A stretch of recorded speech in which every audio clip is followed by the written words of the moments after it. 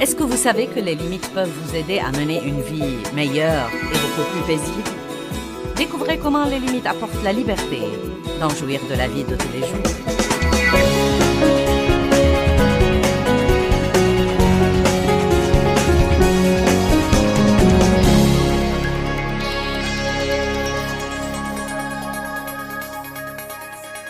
Je crois qu'il y a un moyen de vivre et d'être en sécurité, mais il y a aussi des moyens de nous mettre vraiment en danger.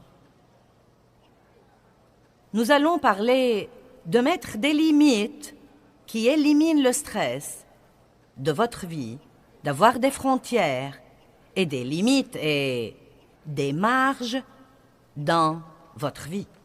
En réalité, Dieu m'a demandé l'idée de cette barrière et nous allons prétendre que c'est notre zone de sécurité. Et donc, je peux prêcher pas mal de sermons à l'intérieur de cette barrière. Mais cette barrière que vous voyez représente en fait la parole de Dieu. Et la parole de Dieu devient vraiment une barrière dans nos vies. Elle nous dit ce que nous pouvons faire. Et être en sécurité est ce que nous ferions mieux de ne pas faire pour ne pas nous mettre en danger.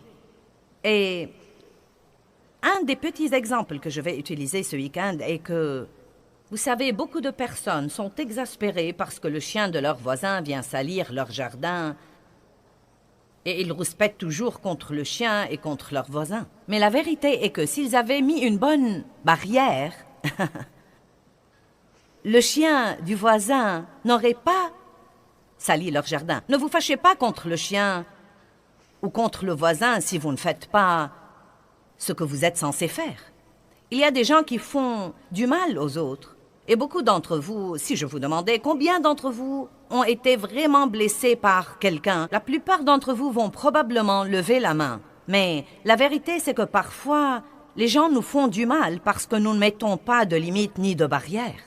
Nous ne leur disons pas, vous savez, vous n'allez pas me faire ça et rester en relation avec moi, ou je n'accepte pas ce comportement, je n'accepte pas votre façon de me parler.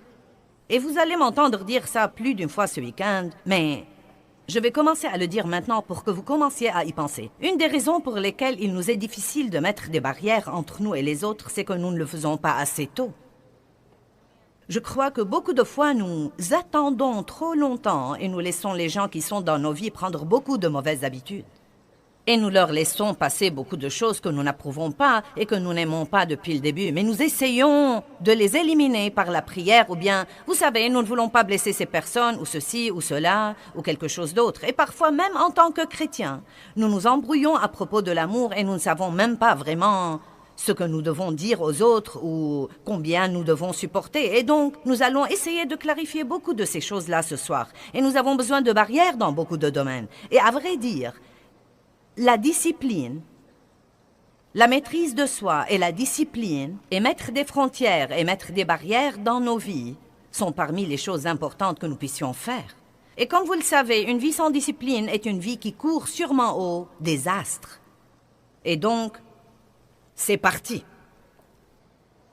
Le message de ce soir s'intitule « Marcher sur le fil du rasoir » et nous trouvons ça fascinant. Et nous disons « Ouais, je marche sur le fil du rasoir ». Eh bien, c'est plutôt devenu une façon populaire de voir la vie aujourd'hui. Mais franchement, Dieu ne veut pas que nous marchions sur le fil du rasoir. Car si vous faites cela, vous n'aurez aucune marge pour quoi que ce soit. Ce que nous devons faire, c'est vivre de façon à avoir la paix et à éliminer le stress de notre vie. J'ai donc une question pour commencer. Est-ce que vous menez une vie vraiment insoutenable? Vous dites, qu'entendez-vous par là? Est-ce que vous vous surprenez à dire, eh bien, je ne peux plus faire ça? Je ne peux pas continuer comme ça? Si je dois vivre comme ça 1 an de plus, ça va probablement m'achever. Croyez-moi, je n'en peux plus, c'en est vraiment trop. Si vous dites des choses comme ça et que vous êtes sérieux, et à vrai dire, ceux qui disent ces choses sont plus nombreux que ceux qui ne les disent pas. C'est incroyable le nombre de gens qui disent qu'ils mènent une vie qu'ils ne peuvent pas supporter du tout. Je connais des gens, beaucoup de gens dans le ministère, qui me disent tout le temps « Je ne peux pas continuer à faire ça, je ne peux pas continuer à travailler autant, je ne peux pas continuer à voyager autant, je ne peux pas continuer. » Vous savez, donc ce que vous dites vraiment, quand vous dites ça, et je sais que j'ai des limites et que je les ai atteintes, mais je vais les ignorer et voir si je peux m'en tirer. J'ai enseigné un jour un message intitulé « Les avertissements ignorés ». Et vous savez, votre corps vous donnera des avertissements. Votre corps vous le dira quand vous le poussez trop. Mais que faisons-nous? Oh, ça va. Les gens avec qui vous êtes en relation vous donnent des avertissements. Quand ils commencent à vous dire « Je sens que je ne te vois jamais. J'ai l'impression, quand on est ensemble, que tu ne m'écoutes vraiment pas. J'ai l'impression que tu n'as jamais de temps pour moi. Tu es toujours en retard chaque fois que nous sommes censés faire quelque chose. » Les gens vous donnent des avertissements. Ils vous font savoir qu'ils ne sont pas heureux. Mais combien de gens font quelque chose pour améliorer leur relation avant que ce ne soit vraiment trop tard? Amen? Si vous savez que vous menez une vie insoutenable, je veux vous suggérer de prendre la décision dans ces 3 jours à venir de ne pas remettre le changement à 1 an, ou à 2, ou 3, ou 4, ou 5 plus tard, ou jusqu'à ce que vous ayez une dépression nerveuse, ou une crise cardiaque, ou que vous perdiez tous ceux qui sont dans votre vie. Mais vous devez faire les changements que vous devez faire pour mener le genre de vie que vous croyez que Dieu veut que vous ayez. Et la vie qu'il veut que vous ayez doit être une vie paisible et vraiment puissante. Jésus a dit « Je vous laisse ma paix ». Nous ne sommes pas censés être tout le temps stressés et frustrés et sur le point de craquer en essayant de survivre jour après jour. Allons maintenant à Nombre chapitre 11 à partir du verset 10. Ça a l'air de quelque chose dont vous avez besoin?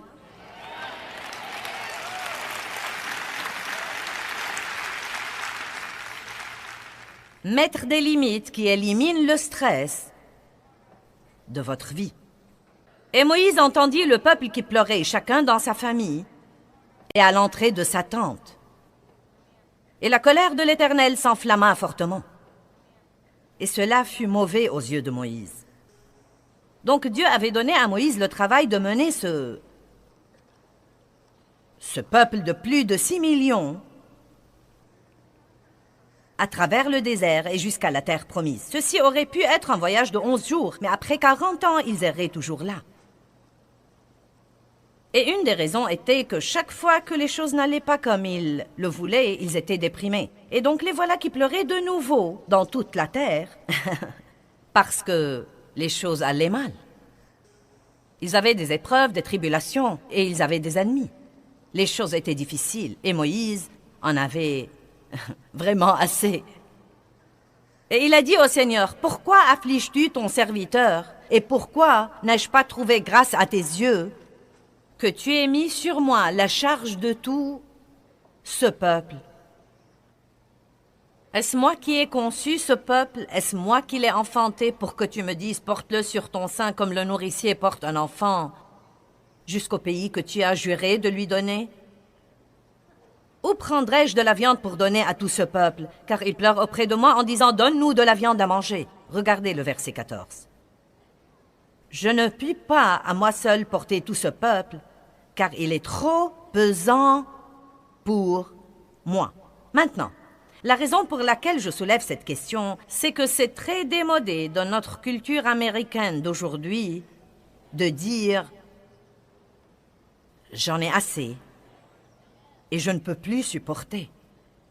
Je crois que beaucoup de fois, malgré tout ce que nous faisons, nous croyons que nous devons être capables de faire tout et nous regardons tous les autres qui semblent pouvoir faire tant de choses en même temps. Et vous savez, la dame qui peut travailler à plein temps et élever 5 enfants et gérer sa maison et être dans le comité d'école et être dans le comité d'église.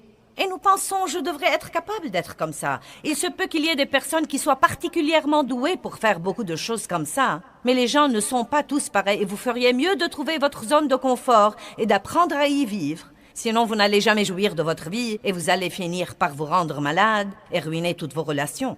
J'ai un flash info pour vous. Vous n'êtes pas censé être comme quelqu'un d'autre ou rivaliser avec quelqu'un d'autre. Vous devez être la personne que vous êtes et ne pas vous en excuser.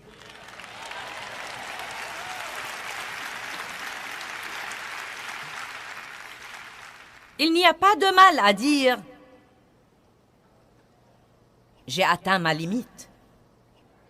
Vous savez, nous disons tout le temps, nous citons Philippiens 4, « Je puis tout par le Christ qui me fortifie ». Et je vais être franche avec vous, je crois que cela a été prêché hors contexte. La vérité est que je peux faire toutes les choses que Dieu me donne à faire par le Christ qui me fortifie. Et Paul parle en réalité des épreuves et des tribulations, des moments où tout va très bien et des moments où tout ne va pas très bien. Et il dit, « Je puis tout par le Christ qui me fortifie ». Car la Bible nous promet que, quel que soit ce qui vient contre nous, Dieu va nous donner la capacité de le supporter et il va nous montrer le moyen d'en sortir. Mais nous utilisons ce verset pour dire que nous pouvons avoir 3 emplois et faire ceci et faire cela et faire ceci et cela et quelque chose d'autre sans jamais nous reposer et sans jamais dormir et en maltraitant notre corps. Je puis tout par le Christ qui me fortifie. Et vous savez, chaque fois que vous prenez la parole de Dieu hors contexte, ça va créer des problèmes dans votre vie. Maintenant, je ne suis pas une personne qui abandonne. Je fais des séminaires au sujet de ne jamais abandonner et je crois qu'une des raisons pour lesquelles je suis toujours là aujourd'hui, c'est que j'avais cette détermination obstinée de ne pas abandonner. Mais je dois cependant vous dire que vous ne pouvez pas aller au-delà de ce que Dieu vous a appelé à faire. Et vous ne pouvez pas aller au-delà de la grâce de Dieu sur votre vie. Et si ce que vous faites est la volonté de Dieu, il devrait y avoir la grâce, c'est-à-dire sa puissance, qui vous permet toujours de le faire facilement et en ayant toujours la joie.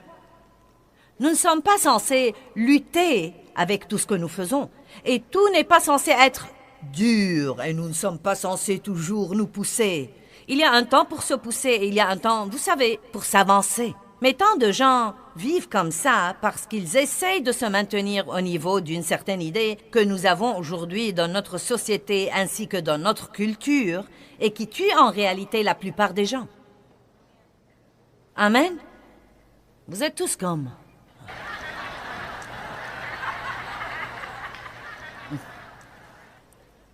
Exode 18. Écoutez-moi bien. Y a-t-il quelqu'un que vous connaissez et que vous aimez et respectez, qui est un bon ami à vous, qui vous dit que vous devez faire des changements radicaux dans votre vie? Non, mais est-ce que quelqu'un vous a dit que vous feriez mieux de commencer à mieux vous occuper de vous-même? Est-ce que quelqu'un vous a dit ça? Pas assez d'entre vous? Je vais donc vous le dire moi-même. Est-ce que quelqu'un vous a dit que vous devriez dormir plus, que vous devriez manger mieux, que vous devriez vous reposer davantage, que vous devriez... Bien. Vous savez, je crois que Dieu parle par les gens, et pas nécessairement par les gens chrétiens. Il a parlé, par exemple, à un prophète par un âne.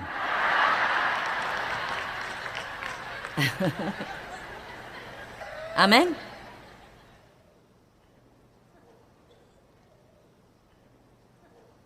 Et Dieu a parlé à Moïse par son beau-père. Vous voyez, Moïse était un de ces gens-là, je crois.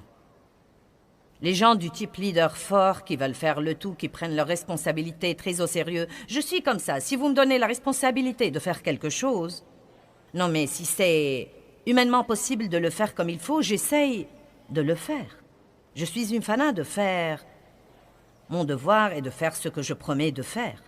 Et ce sont de bonnes qualités et de bons traits de caractère. Mais je peux aussi vous dire que, quand j'ai commencé ce ministère par le leadership de Dieu en 1976, j'ai donné des études de Bible à la maison pendant 5 ans et j'ai travaillé dans le ministère de quelqu'un d'autre pendant 5 ans. Et ensuite, pendant les 22 dernières années, nous avons voyagé et nous sommes passés à la télé. Et vous savez, non mais, croyez-moi, c'est agréable de dire, eh bien vous savez, nous sommes à la télé dans le monde entier. Il suffit d'un bip pour le dire comme ça. Psst. Vous savez. Mais, Seigneur, aie pitié, non mais ce qu'il a fallu pour le faire Non mais l'effort et le travail et la foi et le jugement et les critiques et les malentendus, vous savez, toutes ces choses différentes. Et vous savez, j'ai dû bien apprendre à laisser Dieu être Dieu et à ne pas essayer de faire que les choses se produisent en dehors de leur timing. Et toutes les choses que vous traversez vous aussi. Mais je vais vous dire quelque chose dont je ne suis pas fière, mais c'est absolument vrai. Je suis dans le ministère depuis 32 ans.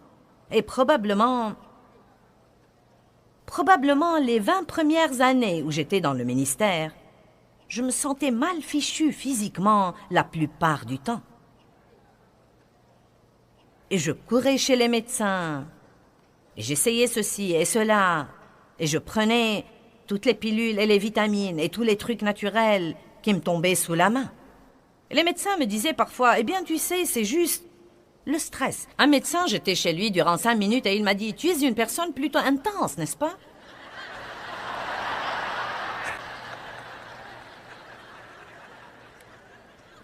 Non, ce n'est pas vrai, je ne suis pas intense et je ne suis pas du tout stressée.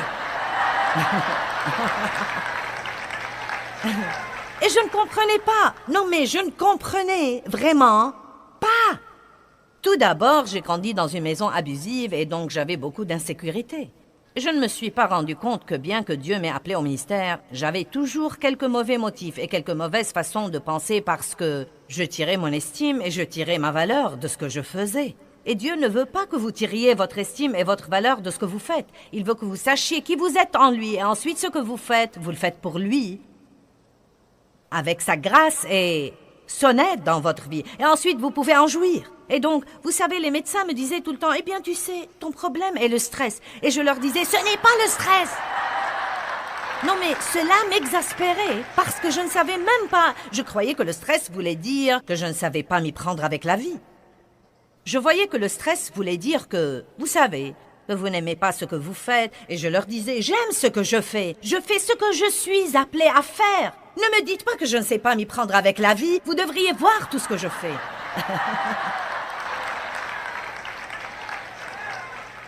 Mais après 20 ans de croire qu'ils étaient tous fous, ce qu'il y a d'intéressant, c'est que personne d'autre ne savait ce que je ressentais. J'ai juste continué à me pousser et à m'avancer. Non, mais je voyageais et je faisais des réunions et...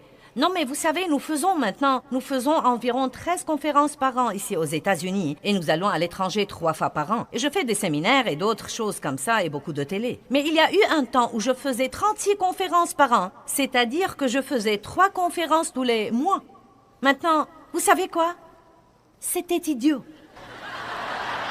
Non, mais la seule chose que je peux dire, c'est que c'était vraiment idiot. Et ensuite, entre ces choses-là, je faisais des séminaires. Vous savez, j'y repense et je me dis...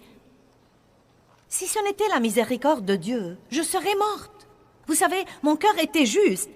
Mais bien que votre cœur soit juste, vous ne pouvez pas violer les lois spirituelles de Dieu et ses lois de santé et ses lois de repos et ne pas payer le prix. Épaphrodite était un homme qui voyageait avec Paul et il est tombé malade pour avoir travaillé dur dans le ministère. Et donc, ce n'est pas parce que vous êtes pasteur ou enseignant de la Bible ou quoi que ce soit. Vous devez donc toujours vivre selon les directives de la parole de Dieu si vous voulez vivre en sécurité. Et je crois personnellement que nous n'avons pas idée dans ce pays à quel point notre vie est déséquilibrée. Croyez-moi, quand vous allez dans d'autres pays du monde, les gens vivent à un rythme beaucoup plus lent et, vous savez, ils prennent de petites sommes, ils font la sieste l'après-midi. Vous savez, ils ne travaillent pas 7 jours sur 7, ils ne sont pas disponibles 7 jours sur 7, 24 heures sur 24. Ils ne portent pas de radiomessager, de téléphone cellulaire, d'ordinateur portable et tout ça. Non mais dites-moi, que faisons-nous à nous-mêmes? Que faisons-nous à nous-mêmes? Non mais aujourd'hui, si quelqu'un ne peut pas vous trouver pour 5 minutes, il agit comme si c'était la fin du monde. Eh bien, où est-ce que tu étais? Je t'ai appelé 2 fois et tu n'as pas répondu à ton téléphone.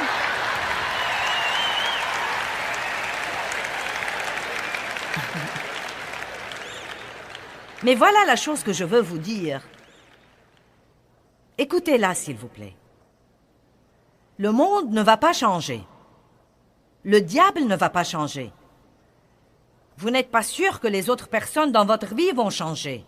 Il n'y a donc qu'un seul choix que vous avez. Si vous voulez que quoi que ce soit change, vous devez vous-même le changer.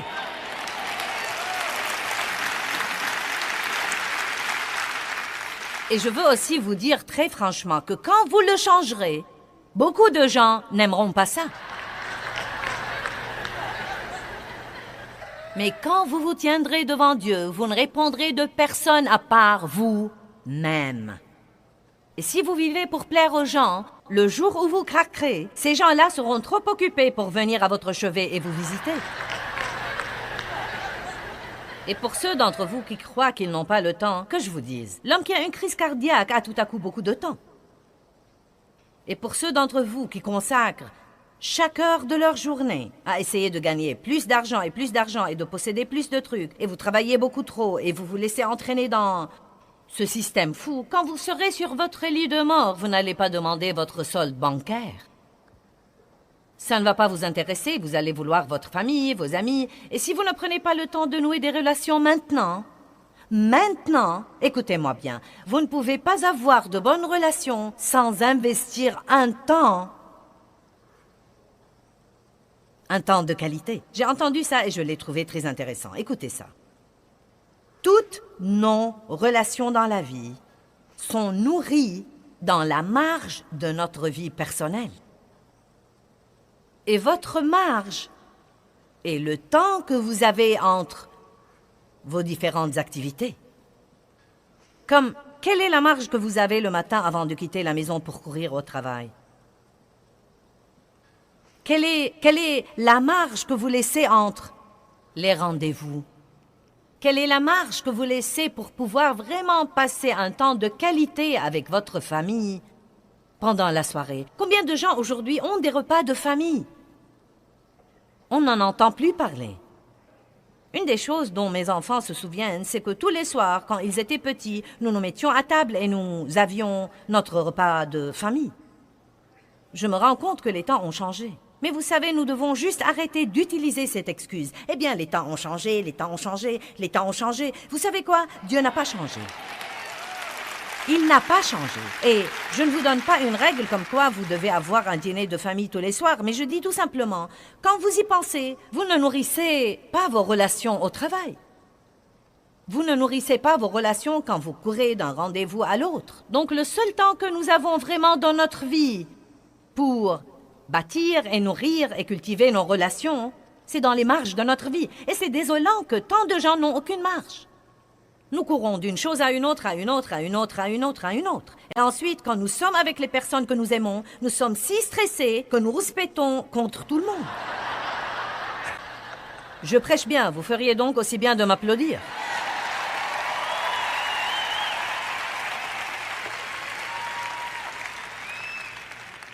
Donc, j'ai pris la décision il y a plusieurs années. Il y a 12 ans, car j'étais malade pour 20 ans et j'enseigne depuis 32 ans. Eh bien, j'ai pris la décision de jouir vraiment de ma vie. Cela me tenait tellement à cœur que j'ai changé le nom du ministère. Car Jésus a dit, je suis venu afin que vous ayez la vie et que vous en jouissiez et que vous l'ayez abondamment, complètement, jusqu'au débordement. Et puisque Jésus est mort pour moi, pour que j'aie la vie et pour que je jouisse de ma vie, je ne vais plus laisser le diable me la voler.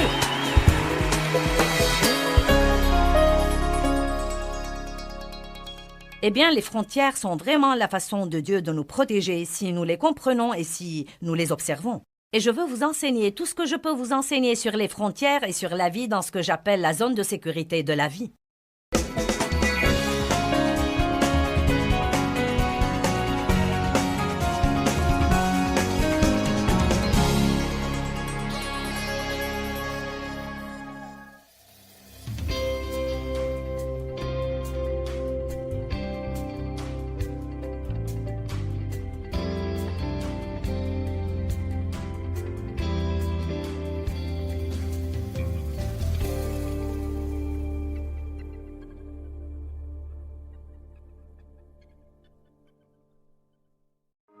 Ce programme est financé par les amis et partenaires du ministère de Joyce Meyer.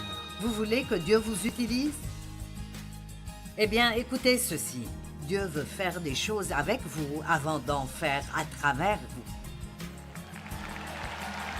Amen.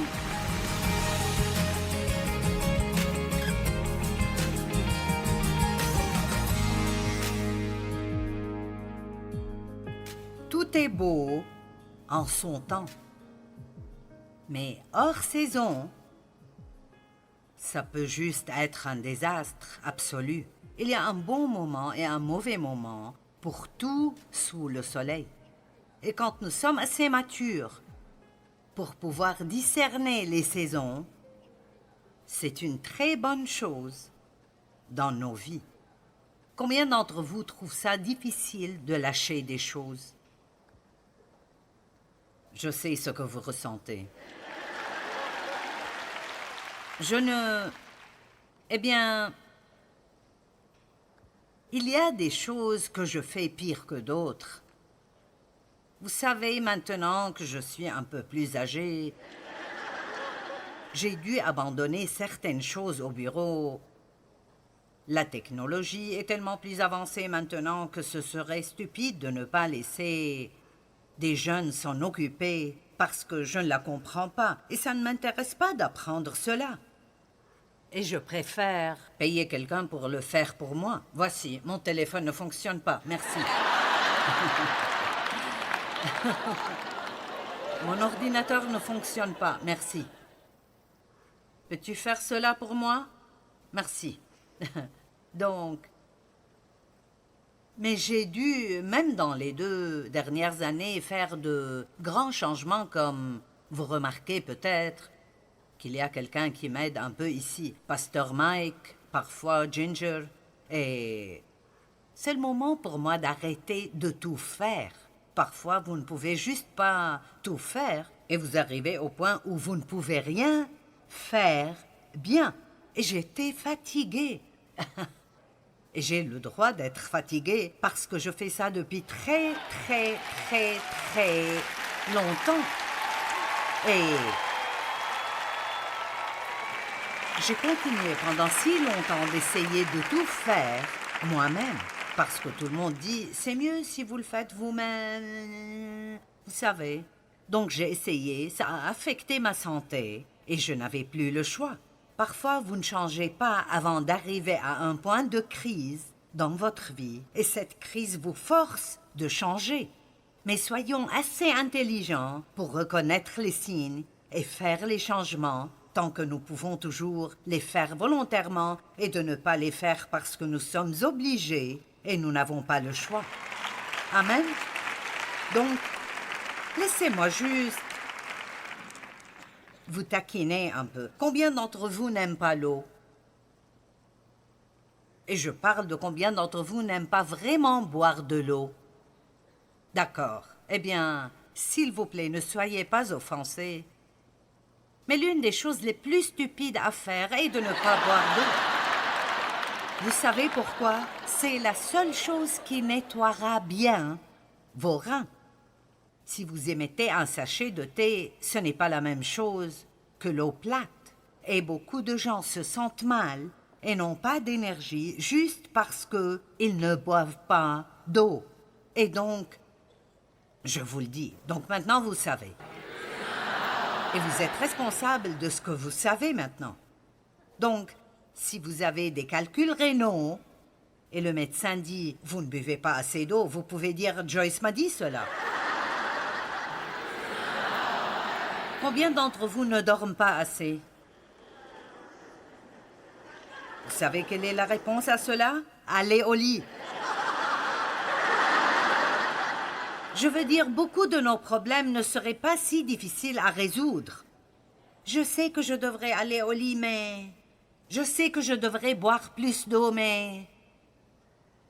Je sais que je devrais épargner de l'argent pour ma retraite, mais... Je devrais me mêler de mes affaires, mais... Je n'aurais pas dû dire cela, mais... Allez, nous devons enlever les mais de nos vies et juste faire ce que nous savons que nous devrions faire. Prenons donc cette décision aujourd'hui que nous allons améliorer dans comment lâcher les choses pour que Dieu puisse nous amener à la nouvelle chose qu'il a pour nous. N'essayons pas de nous accrocher à quelque chose quand Dieu en a fini avec, parce que quand Dieu en a fini avec, vous n'en jouirez plus jamais. Amen. Même concernant le fait de donner des choses, quand Dieu me demande de donner quelque chose, si je le garde après cela, il n'y a plus d'onction dessus pour que j'en jouisse. Je pourrais la garder, mais je n'en jouirai pas parce que maintenant Dieu a dit « donne-la ». S'empresser d'arriver à la saison suivante cause des problèmes aussi. Peut-être que vous êtes fatigué d'attendre, alors vous faites quelque chose à ce sujet. Ou peut-être que vous êtes à un travail que vous n'aimez pas et vous êtes fatigué d'attendre Dieu, donc vous décidez de démissionner. Souvent, nous sommes fatigués d'attendre et nous prenons des décisions insensées. Vous devez rester là jusqu'à ce que Dieu vous dise de partir. Et quand il vous dit de partir, alors vous devez vous en aller. J'avais un travail dans un ministère et on ne me traitait pas bien. Et je voulais tellement sortir de là et suivre ma propre voie. Mais je savais que Dieu ne voulait pas encore que je parte parce qu'il ne m'avait toujours pas dit de partir. Eh bien, quand Dieu m'a dit de partir, j'étais arrivée au point où je ne voulais plus partir. Donc, vous ne pouvez pas toujours faire ce que vous voulez faire. Maintenant, voici un exemple de s'empresser d'une saison à l'autre. Une année, nous avions un hiver très chaud. Eh bien, durant l'hiver, nous pensions que c'était génial. Il ne faisait même pas froid. C'est comme ne même pas avoir l'hiver. Et puis nous avons découvert au printemps qu'il n'avait pas fait assez froid pour tuer les insectes. Donc nous avions des insectes et plus d'insectes ce printemps. Et il y a eu une infestation de coccinelles. Vous savez, comme le pharaon a eu des grenouilles chez lui, des grenouilles dans ses fours, des grenouilles dans son lit, eh bien, nous avons eu des coccinelles partout, et je n'exagère pas quand je dis que nous avions des centaines de coccinelles à la maison. Et vous savez, ceux qui ont des allergies n'ont pas aimé ça, parce qu'il n'a pas fait assez froid pour tuer les choses qui les gênaient pendant le printemps. Donc, ça semble être amusant de pouvoir sauter une saison et arriver à celle d'après. Mais beaucoup de gens, par exemple, veulent sauter la saison où Dieu nous forge, nous réprimande et change des choses en nous, et ils veulent aller directement d'être nés de nouveau à, vous savez, de grandes choses dans leur vie. Mais vous pouvez avoir assez de charisme pour arriver quelque part, mais pas assez de caractère pour vous y garder. Allez, voulez-vous que je le répète?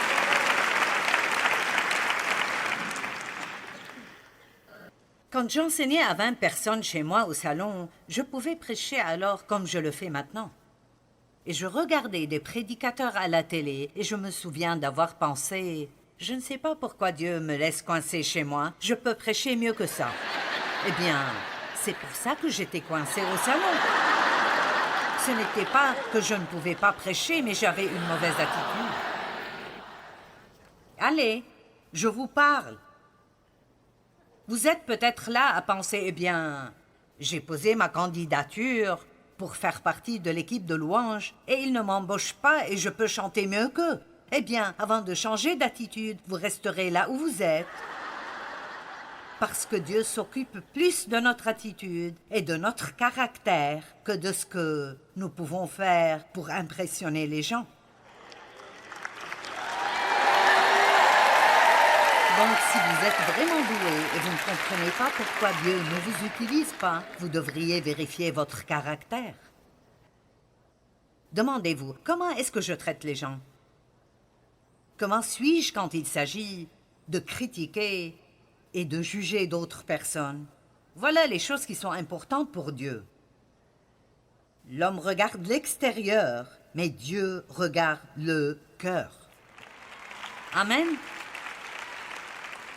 Et c'est pourquoi parfois Dieu utilisera quelqu'un et vous ne pourrez pas comprendre pourquoi il choisirait cette personne.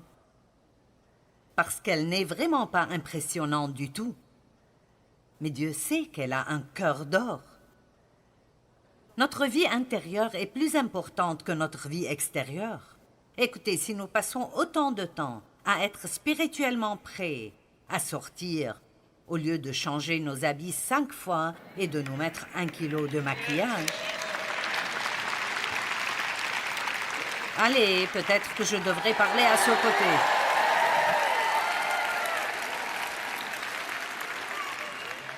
Il me faut près de 45 minutes le matin pour aller de ce à quoi je ressemble quand je me réveille à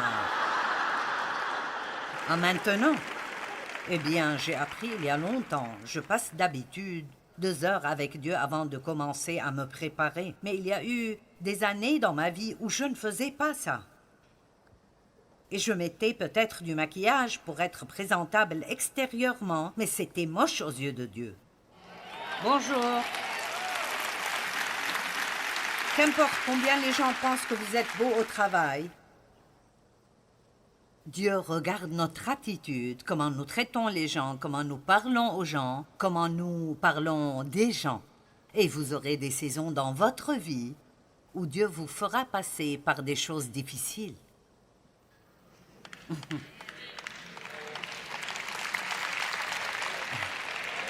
Des saisons de réprimande, des saisons où rien n'arrive comme vous le voulez, juste pour voir comment vous agissez. Allez!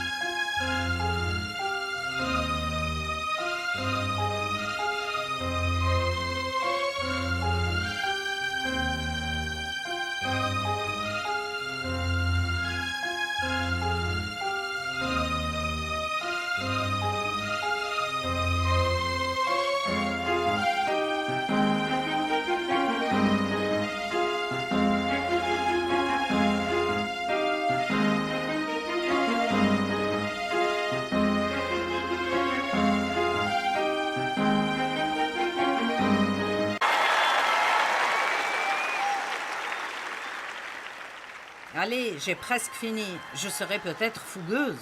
On ne sait jamais. Labourer la terre en friche. Il y a des saisons de labourage. Imaginez si vous étiez un champ plein de boue qui n'a jamais été labouré et tout d'un coup un fermier vient avec une charrue et commence à le labourer. Je pense que ce ne serait pas agréable. Et la terre en friche dans votre vie, la terre dure et pleine de pierres dans votre vie, doit aussi être labourée. Vous voulez que Dieu vous utilise? Eh bien, écoutez ceci. Dieu veut faire des choses avec vous avant d'en faire à travers vous. Amen. Oh mon Dieu! Si seulement je pouvais vous expliquer ce que j'ai dû traverser pour pouvoir être là aujourd'hui. Oh mon Dieu! J'avais une si mauvaise attitude à cause de la façon dont j'ai été traitée. Je m'apitoyais sur moi-même. J'étais rebelle spécialement envers n'importe quelle sorte d'autorité masculine.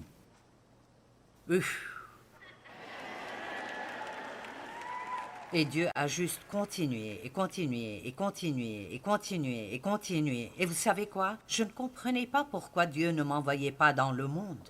Et je regarde en arrière et je suis si heureuse. Si heureuse que Dieu m'ait fait attendre.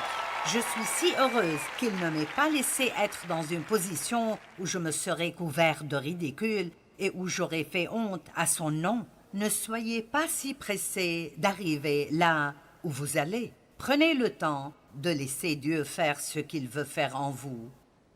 Et quand le temps viendra, il pourra faire quelque chose à travers vous Mais votre maturité spirituelle est beaucoup plus importante que d'être sur une plateforme quelque part à partager votre don. Amen. La saison du labourage. Quand vous mettez la main à la charrue, la Bible dit dans Luc 9, 62, « Quiconque met la main à la charrue et regarde en arrière n'est pas propre au royaume de Dieu. » Quand vous travaillez dur, ne pensez pas à combien c'est dur, pensez à la récolte. Amen. Quand vous traversez des choses difficiles, ne dites pas « Oh, c'est trop difficile, je ne peux pas supporter cela. Je vais abandonner Dieu, je vais laisser tomber. Ça n'arrête vraiment pas. Si je n'ai pas une percée aujourd'hui, Dieu, je ne peux pas continuer. Dieu, si Joyce ne me donne pas une parole, je ne pense pas pouvoir rester sauvé. » J'ai une parole pour tout le monde dans le bâtiment aujourd'hui. Grandissez.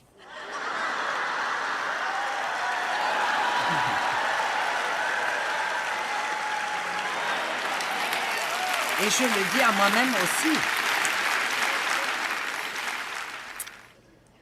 Et je ne vous dis jamais rien que Dieu ne m'a pas dit à moi.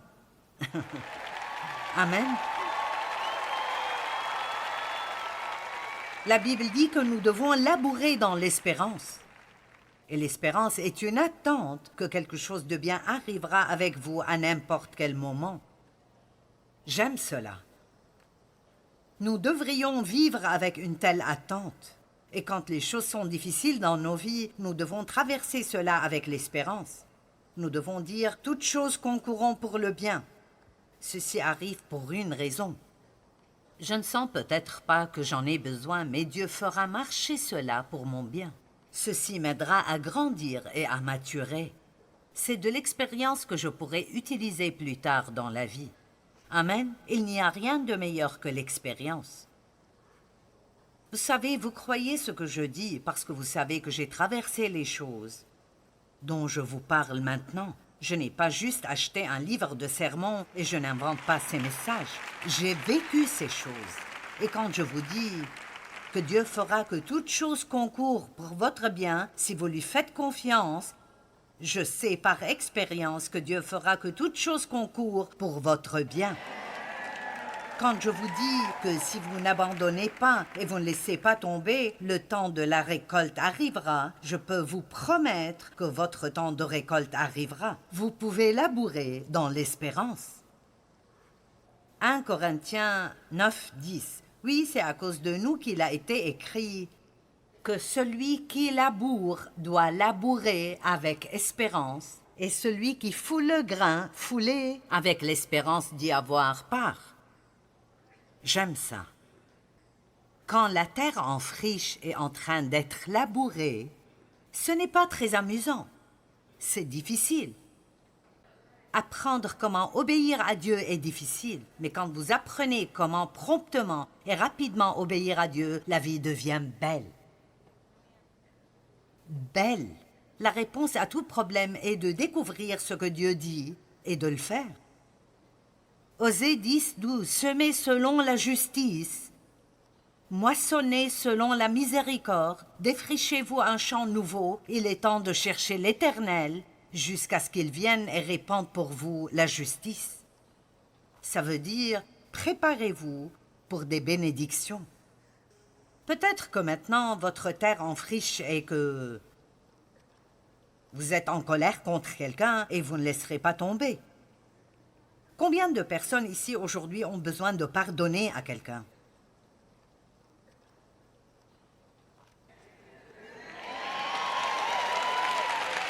D'accord.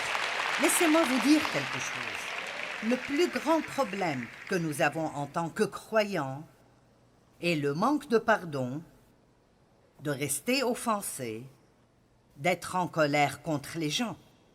Je veux dire, c'est le problème numéro 1 dans l'Église. Si nous apprenions tous comment pardonner rapidement comme Christ nous pardonne, allez.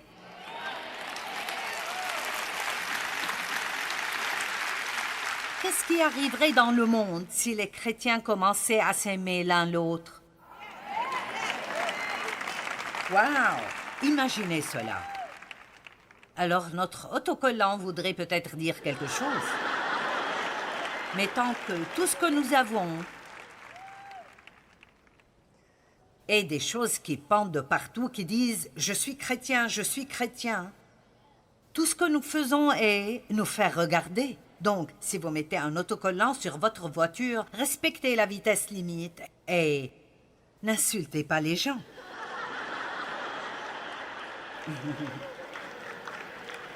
Allez, vous n'aimerez peut-être pas tout ce que je dis, mais vous ne serez pas confus.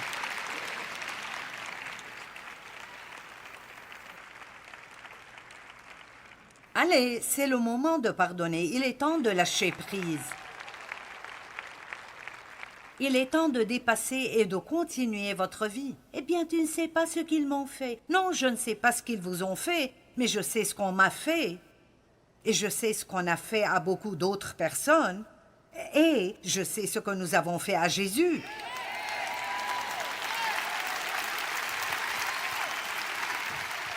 Il n'y a pas de raison pour quiconque. Vous ne trouverez pas d'excuses assez bonnes pour vous accrocher à la colère.